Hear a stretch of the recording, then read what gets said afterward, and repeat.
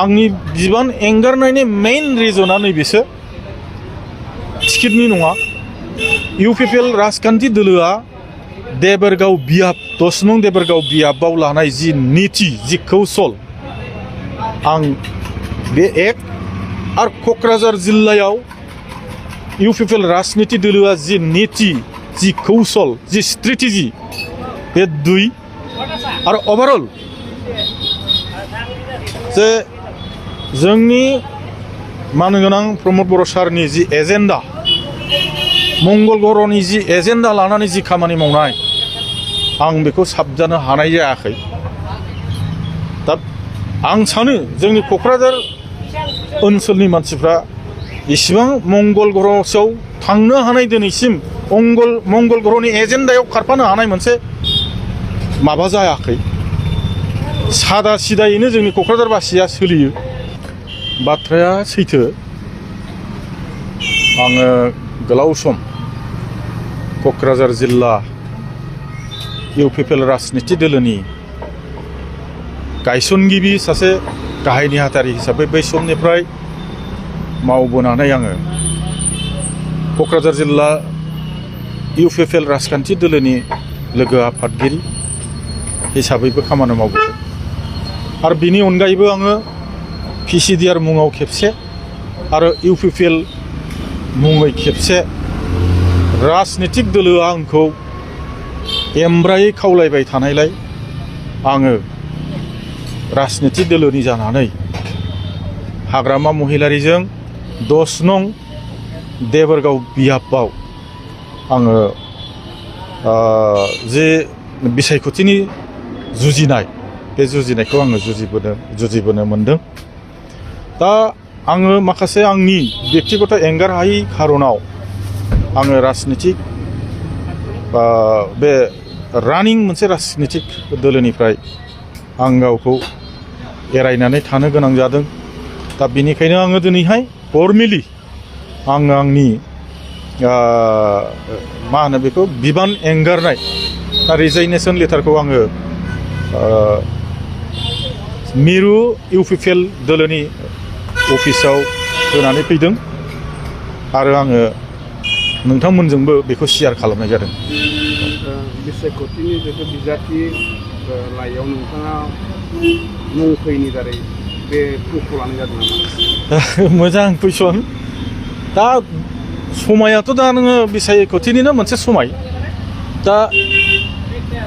Ticket मोनैनि हयथ' निस्सय रेजिगनेसन होबाय खोमा होननाय साननायफ्रा मानसिफोरनि गेजेराव निस्सय जागोन। खिन्थु नाथाय आं बे बाथ्राखौ बेखौ बुंगोन आं टिकेटबो बियाखै आं एप्लिकेसनबो होआखै आरो आङो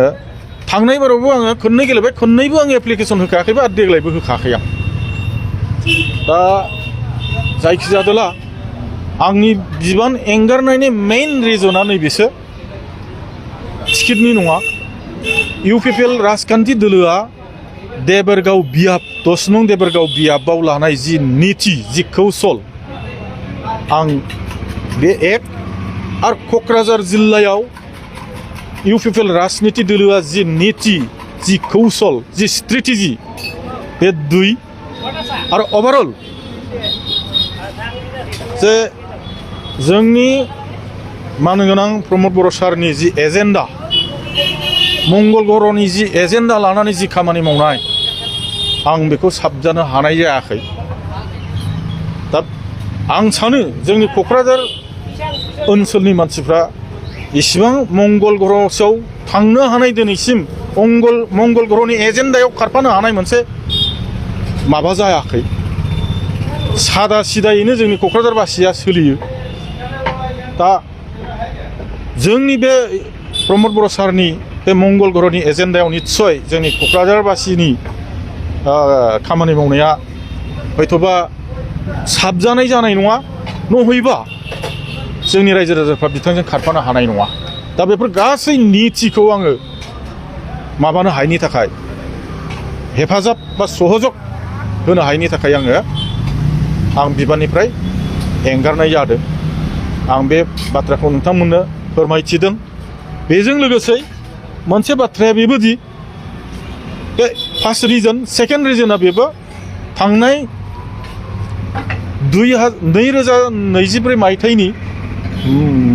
नभेम्बर दानाव रिसाफलनि गेजेरजों क'क्राझार जिल्ला इउपिपिएल राजखान्थि दोलोनि जि बिबान बे बिबाननिफ्रायबो आंखौ दोनथ'नाय जादों दोनथ'नायाव आंहा उसुबिदा गैया खारन आं नैबे मोनसे जिनिसखौ लुबैदोंमोन मालायखौ जेरैहाय मालायजों रायलायदों जे बे क'क्राझार जिल्लाखौ इउपिपिएल हिसाबै दानाया गायसननाया आं बै समाव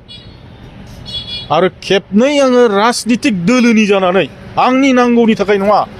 राजनितिक दोलोआ आंखौ नांगौनि खारनाव आङो हाग्रामाजों गिथाव बाथाव मोनसे परिबेसावबो आं गेलेबोदों देबोरगाव बिजाबाव नाथाय दिनै आंखौ बिदाय होनायनि बेलायाव मिनिमाम मोनसे सिम्पेथि मिनिमाम मोनसे फ्रेन्डशिप आंनो होयैनि थाखायबो आङो मोनसे गेदेर मोनसे लाजिनांनाय बा दुखु मोननाय मोनदों आं ओंखायनो बुंदों मंगल ग्रहनि एजेन्डा लानानै खामानि मावनाय प्रमद बर' सारा बैबादि लेभेलाव सेकेन्ड टाइम होनो हाया दा बेबादियाव आंबो खारफानो हाखानाय नङा आरो आं नुयो दिनैहाय आं सिनायो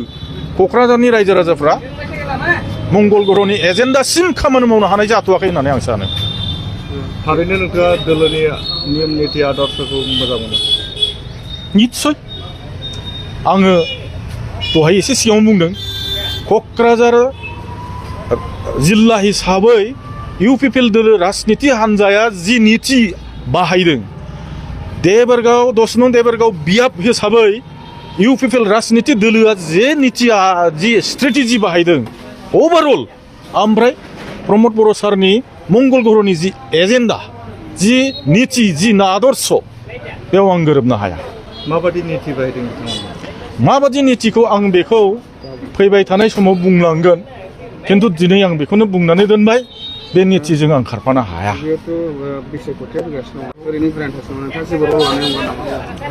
आं गोबाव समनिफ्राय गेलेबोदों हिसाबै आं दिनै बे बाथ्राखौबो फाइनाल डिसिसन होनो हाया रायजो राजाफ्रा जुदि बुङो